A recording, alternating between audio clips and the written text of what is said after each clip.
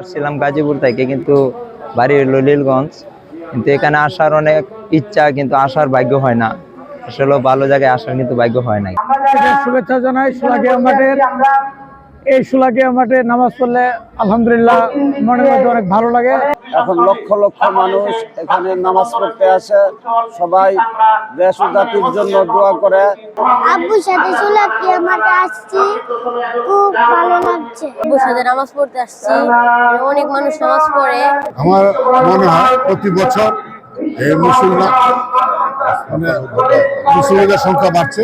আমার মনে হয় এবার অন্তত 5 লক্ষাধিক লোকের সমাগম ঘটবে এবং বিলাসের প্রতিটা অঞ্চল থেকে মুসলিমরা নামাজ আদায়ের জন্য এখানে ইতিমধ্যে সমবেত হয়েছেন। দিন দিন মুসলিমের সংখ্যা বাড়ছে, এটা মাথায় রেখে আমরা এই মাঠের ঐতিহাসিক ঈদগাহ মাঠের সংস্কার কাজ খুব দ্রুততম সময়ের মধ্যে শুরু করব। এই মাঠের উন্নয়ন প্রয়োজন, আমরা এটা নিয়ে কথা বলেছি। আশা করি এই বছরের মধ্যেই এটা সংস্কার কাজ শুরু করতে পারবো বলে আমরা আশা করি। আমরা কিশোরগঞ্জবাসী সত্যি গর্বিত।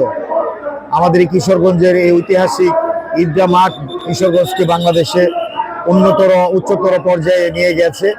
কিশোরগঞ্জের পরিচিতির জন্য ঈদগাহ মাঠ একটা বিশাল ভূমিকা রাখে। আমরা গর্ব করি ঈদগাহ মাঠের জন্য, যাতে বাংলাদেশে আমরা শান্তিময় পরিস্থিতি বিরাজ করে।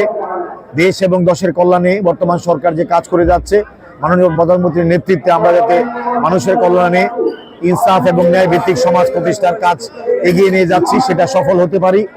দেশের মানুষের কাঙ্ক্ষিত বাংলাদেশ যাতে আমরা, প্রত্যাশিত বাংলাদেশ যাতে আমরা দিতে পারি। আমরা মুসলিম উম্মার জন্য দোয়া করব, বাংলাদেশের জন্য দোয়া করব, যাতে বাংলাদেশ একটা শান্তিপূর্ণ দেশ হিসেবে, উন্নতর দেশ হিসেবে জাতির সামনে, বিশ্বের সামনে পরিগণিত হয়।